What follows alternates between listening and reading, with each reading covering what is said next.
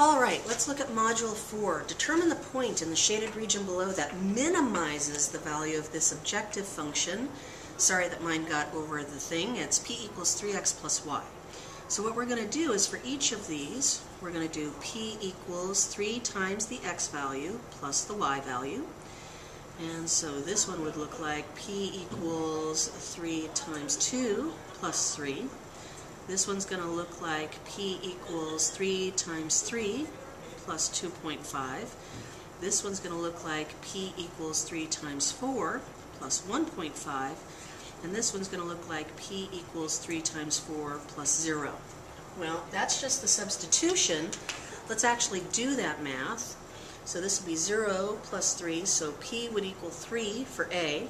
This will be 6 plus 3. P would equal 9. Let's see, 3 times 3, 9, plus 2.5, that's 11.5 for the p value there. P standing for profit, by the way. This would be 12 plus 1.5, so that'd be 13.5 for the p value, and this would be 12 plus 0, so that p value would be 12. Minimize means which one is the smallest out of 12, 13.5, 11.5, 9, and 3. 3 is the smallest, which means it's this corner point, 0, 3. That minimizes this function. Problem number 8. We need to graph those inequalities. Okay, so let's make sure we can see the inequalities, and of course I need to give us some axes to work with.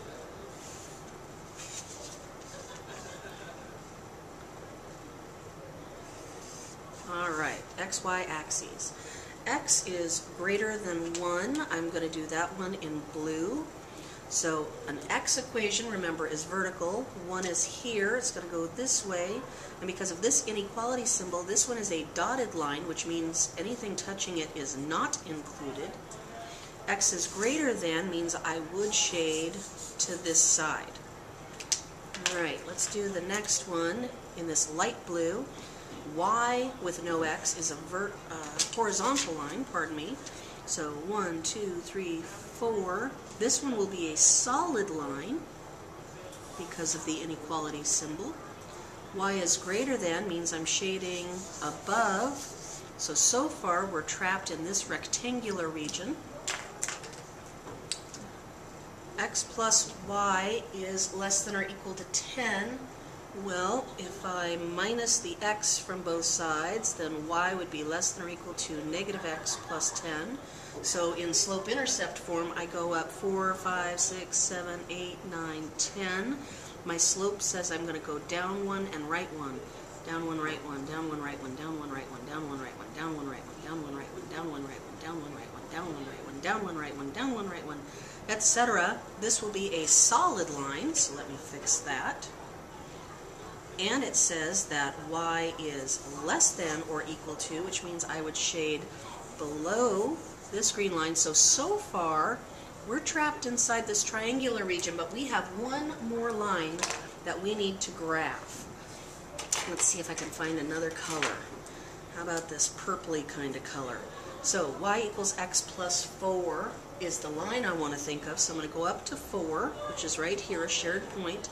And this slope is positive, so I'm going to go up 1 and to the right 1, up 1 to the right 1, up 1 to the right 1, up 1 to the right 1, another shared point, etc. Now this one is also a solid line. So I'm going to take this. I hope when I reprinted this all of my symbols matched. If not, make them dotted as appropriate or solid as appropriate, because I know sometimes when I reprint it gets a little weird.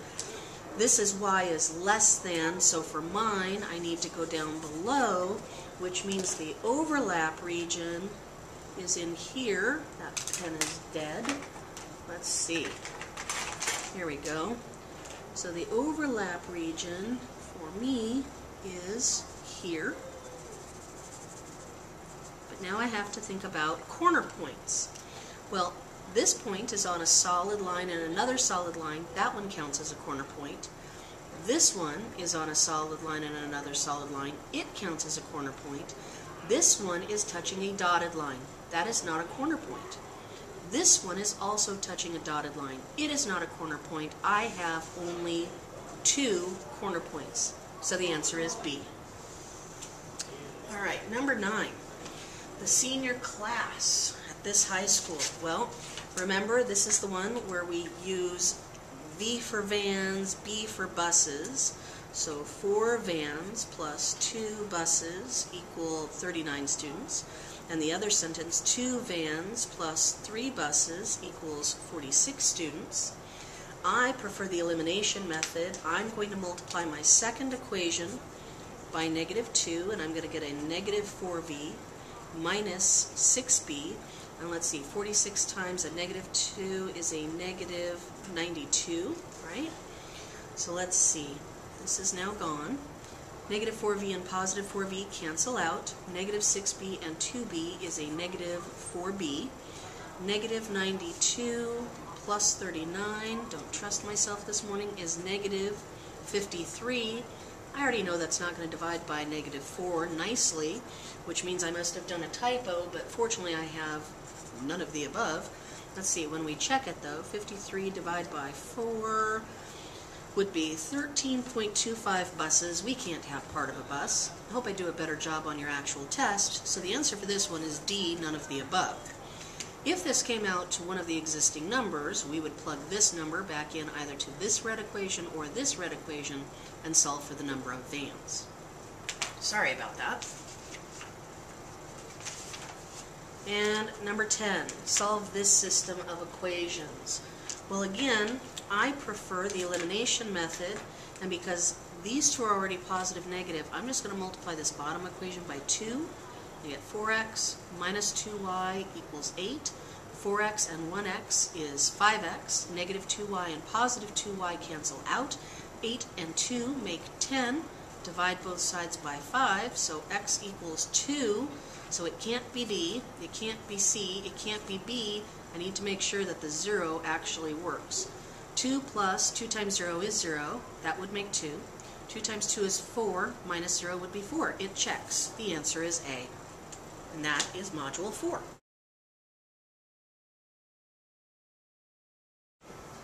Module 6, Drafting in Polynomials, problem number 11 says, if the discriminant is positive, then there is only one real solution, there are no real solutions, there are infinitely many solutions, both B and C. Well, the first thing is you have to remember what the discriminant is. Remember that the discriminant is that part B squared minus 4AC from inside the square root symbol. Well, if it's positive, that means it's greater than 0, and we said that there are 2 real solutions, or 2 real roots. So one real solution, no real solutions, infinitely many solutions, both B and C. None of those work. We would have to include the answer E, not here. For question 12, it says that we want to solve quadratic equations that can be factored into these forms when we have integers. So I gave you the problems, the roots, for f of x equals x squared minus 8x plus 12. First question. Can I take out something common? No. Is it a difference of 2 squares? No. Is it a perfect square trinomial? Well, this is a perfect square, but 12 is not, so no. Now I'm going to see if it's an easy other. Is there a way to multiply and get 12, but add to get 8? Well, let's see. 12 is 1 times 12, 2 times 6, and 3 times 4. 1 plus 12 would be 13, 2 plus 6 would be 8, 3 plus 4 would be 7.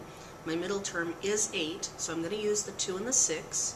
So I know it'll be x for x squared. To get the 12, I said I'm going to use 2 and 6, and because it's minus in the middle and plus at the end, these are both minuses or subtraction symbols. Well, each of these has to be possibly equal to 0. So x minus 2 equals 0, or x minus 6 equals 0. Add 2 to both sides, add 6 to both sides. So x could be 2 or x could be 6, which is answer D. Next page to Module 6, problem 13.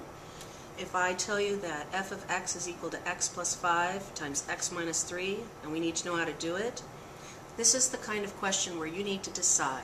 Do you like to do the Punnett square? Do you like to stack them? Or do you like to do the rainbow? I'm a rainbow, so I'm going to rainbow this. X times x will give me x squared. X times negative 3 will give me negative 3x. 5 times x will give me a positive 5x, and 5 times negative 3 is a negative 15.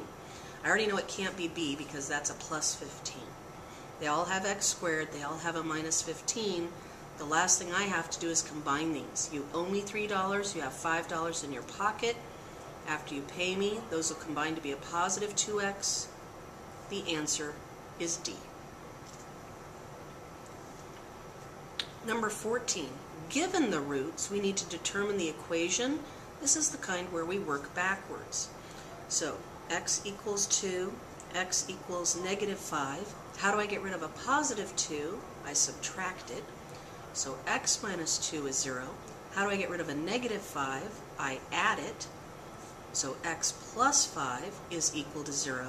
Now I'm going to take each of these two binomials, x minus 2 and the x plus 5, and I need to multiply them. So again, are you someone who likes to use the Punnett square? Are you someone who likes to do stacking? Or are you someone who likes to do the rainbow method? Because I did the rainbow method on the last problem, I'll stack these. So x minus 2, x plus 5. 5 times negative 2 is negative 10. 5 times x is positive 5x. Placeholder of a 0.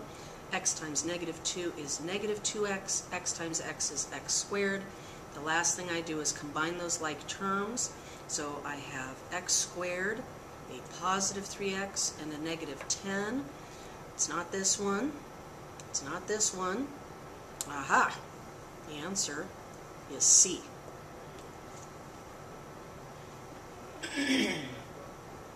Number 15. Use algebraic properties to factor and combine like terms in polynomials. We want to simplify 2 plus 3i squared. The first thing you have to ask yourself is, what does it mean to square something? It means to multiply it by itself. So we want to do the problem 2 plus 3i times 2 plus 3i. Are you going to rainbow, Punnett, or stack? I'll Punnett. So 2 plus 3i, 2 plus 3i, center that more so you can see it easier. 2 times 2 is 4, 2 times 3i is 6i, 3i times 2 is 6i, 3i times 3i is a 9i squared. Well, remember, our like terms lie on the diagonal, so the 4 doesn't have a friend, he'll just stay 4. 6i with another 6i is positive 12i, and then the 9i squared doesn't have a friend, so he stays 9i squared. Right now it looks like the answer is A, and if you were in 3rd or 5th period, I would accept that from you because that's as much as I've taught your class. However, my pre-AP students, I've taught you that I squared is equivalent to what value? That's right, negative 1. So I need to rewrite this as 9 times negative 1, which means it's negative 9. So then we can go back and recombine that negative 9 with this positive 4 because they are like terms, and I'm going to get a negative 5 plus 12i, and now this answer looks like D for my pre-AP students. So 3rd and 5th period, I would accept the answer A. 4th and 6th periods, you should give me the answer of D. 4th and 6th, don't forget how to deal with I.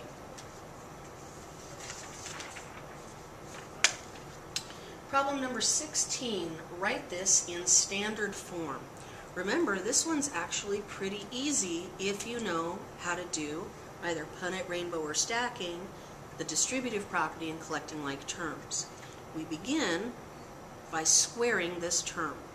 So we're going to have y equals 2 times, and when you square that, you're going to get x squared minus 2x plus 1 minus 7. Now what I need to do is distribute that 2 through the trinomial. So y will equal 2x squared minus 4x plus 2. Bring down the minus 7. And the last thing I need to do is collect my like terms. So y will equal the 2x squared stays the same, the minus 4x stays the same. What's a positive 2 and a negative 7? That is a negative 5.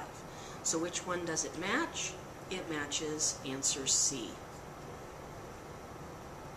Number 17, working the other direction. I have given you the standard form. I want you to write it in vertex form. So remember, to do vertex form, you start with the funny little formula that the h value will be the opposite of b over 2a. Well, my a value is 2, my b value is 8, and my c value is negative 3. Because this is an 8, I'm going to put it in as a negative 8 because I change its sign over 2 times 2. So h will be negative 8 over 4, so h will be negative 2. But if h is negative 2, who else is negative 2? That's right, x is negative 2. So now we're going to take this x value and we're going to substitute it back into the original equation. Y equals 2 times 2 squared plus 8 times 2 minus 3.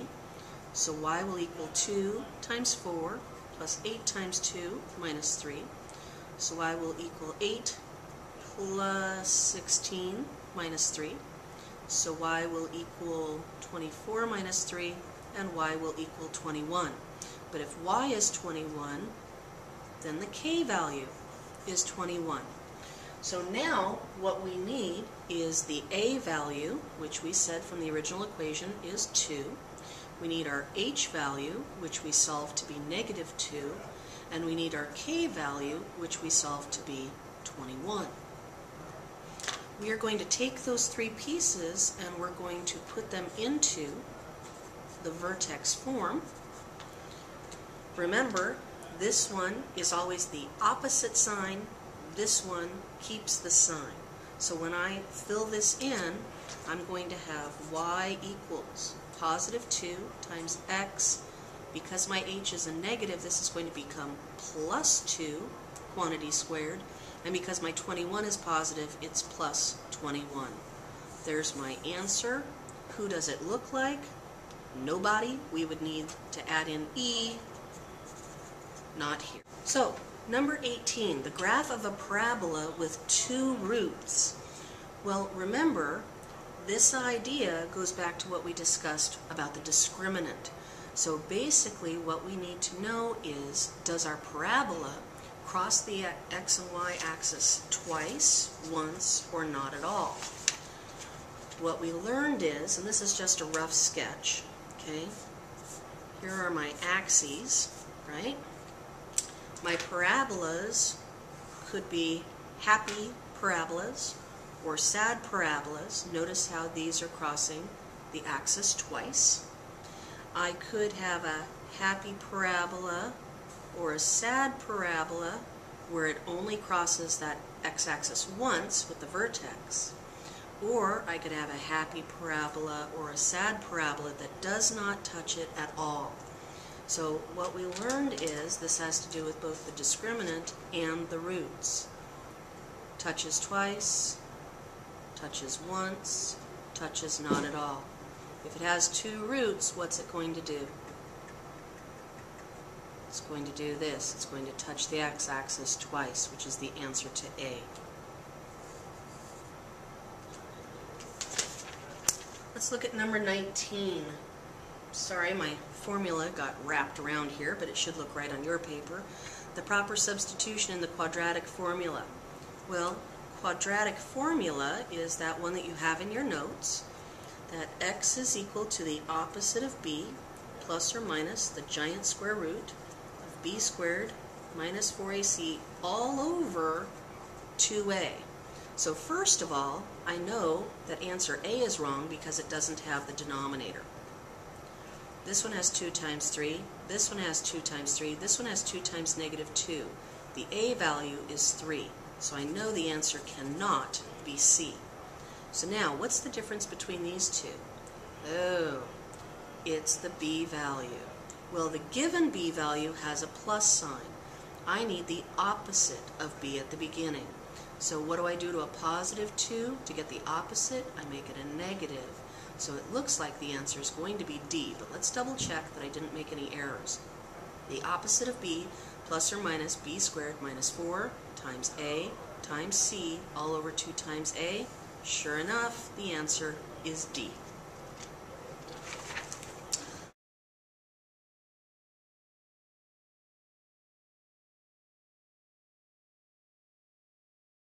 Number 21. This function describes the height of a ball t seconds after we launch. So first we need to make a table from the function. Alright, so to make a table is the old-fashioned XY table. And because my X and Y aren't really X and Y anymore, they're T and H, it might help to put those in there that way to help you see that it's time and height. Okay, well, think about it. Can I have a negative amount of time? No, I cannot. So the smallest amount of time I could have is 0 seconds, half a second, 1 second, 1.5 seconds, etc. So we need to take each of these values and plug it into the equation. 0 times anything is 0, those go away. So this would be a height of 3 feet at 0 seconds. At a half second, well, let's get our calculator and plug this in. So, negative 16 times 1/2 squared plus 50 multiplied by 1/2 plus 3. I get a height of 24 feet. Okay. Then I need to plug in 1 second. Well, 1 squared is 1, that's a negative 16. And then 1 times 50 is 50, so plus 50 and then plus 3. That'll give us a height of 37 feet. 1.5 seconds. Okay, so negative 16 times 1 and 1/2 squared plus 50 times, whoops, wrong button, 1 and 1/2 plus 3. We get a height of 42 feet. Wow. Let's do 2 seconds. So that'll be 4. So negative 16 times 4 plus 50 times 2 is 100 plus 3. That will give us 39 feet. Oh, look. This thing is heading back down. The numbers are getting smaller. Let's put in 2.5 seconds. So we're going to have negative 16, whoops, negative 16 times 2 and 1/2 squared plus 50 times 2 and 1/2 plus 3. This will give us 28 feet. Okay, keep going. At 3 seconds, well, that's 9, so negative 16 times 9 plus 50 times 3 is 150 plus 3. Now I'm down to 9 feet. Ooh, we're almost back to Earth. Let's try 3.5 seconds. So negative 16 times 3 and 1/2 squared plus 50 times 3 and 1/2 plus 3. I'm going to get, negative 18 feet. Well, we know that our ball can't fall through the Earth, so essentially we only care up to 3 seconds. Alright, so there is our table. Now, use that table to create a sketch of this tennis ball. So make sure we include the appropriate labels. Well, what we need to do, of course, is have a set of axes.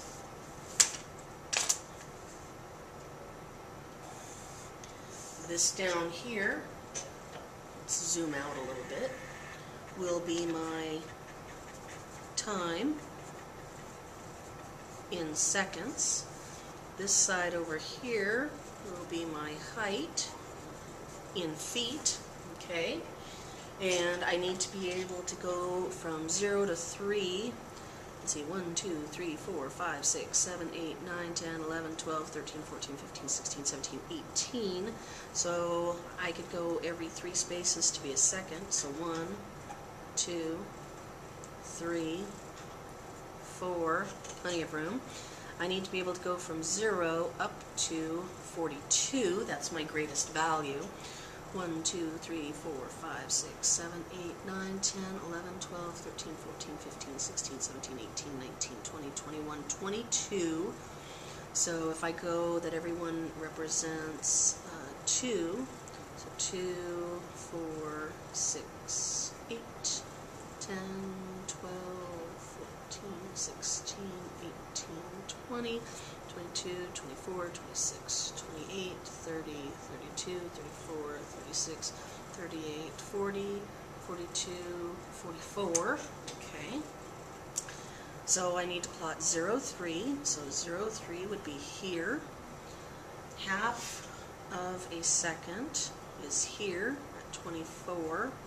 So there's 24. 1 second is at 37. So 37 and 1 second is there. 1.5 seconds and 42. 42. 1.5 seconds is about there.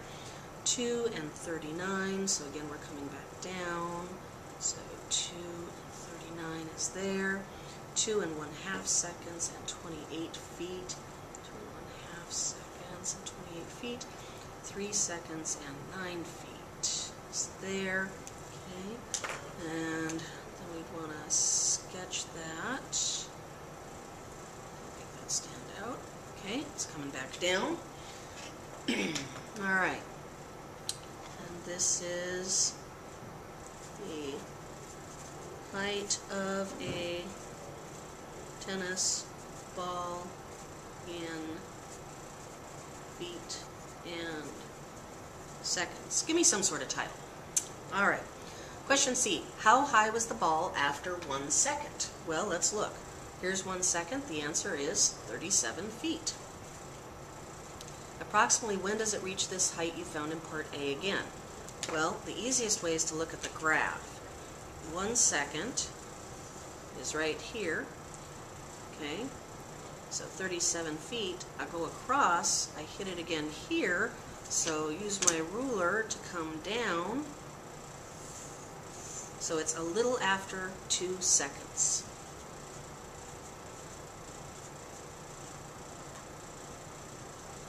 Or between 2 and 2 and 1/2 seconds. See, that wasn't so bad. Number 22. What information about their graphs can be directly inferred from each of the following functions? X plus 2, x equals -4. So how many times is this going to cross the x-axis? Okay.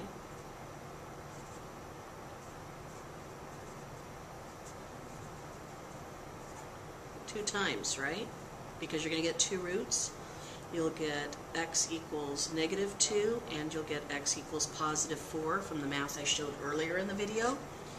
And here, what do we know? From here, it's a happy u.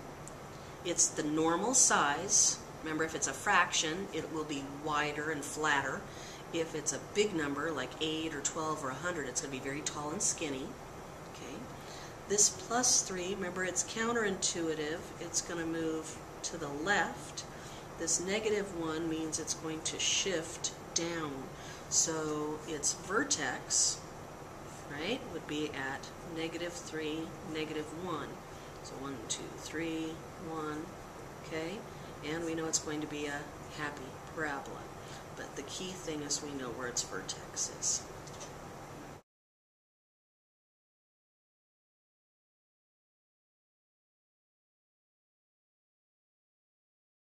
We've practiced that quite a bit. See if you can get a student volunteer to come up and do 22B for you. Solve this. Well, the first thing we would try and do is factor it. Is there a way to make 20 by multiplying but subtract to get 5? 1 times 20, 2 times 10, 4 times 5. These differ by 19, by 8, by 1. So no. You're going to have to use the quadratic formula to do this one. So, the opposite of b plus or minus the giant square root of b squared minus 4 times a times c all over 2a. Let's see, that'll be 25 minus 480 all over 2. 25 minus 80 is going to give us what? Negative 55, so 5 plus or minus the square root of negative 55 over 2. When you look at this, what do you see? Mike Wazowski! Okay, so my 3rd and 5th period classes, this is as far as you can go. This is as far as I have taught 3rd and 5th period. 4th and 6th, however, I have taught you how to deal with the Mike Wazowski. So let me grab a piece of scratch paper. What we know is that that will come out as an I, so x will equal 5 plus or minus I, the square root of 55 over 2. 55 is not a perfect square. It divides by 5 and 11, neither of which are perfect squares, which means this won't simplify any further, and this would be the answer for my 4th and 6th period classes, because you do know how to deal with I.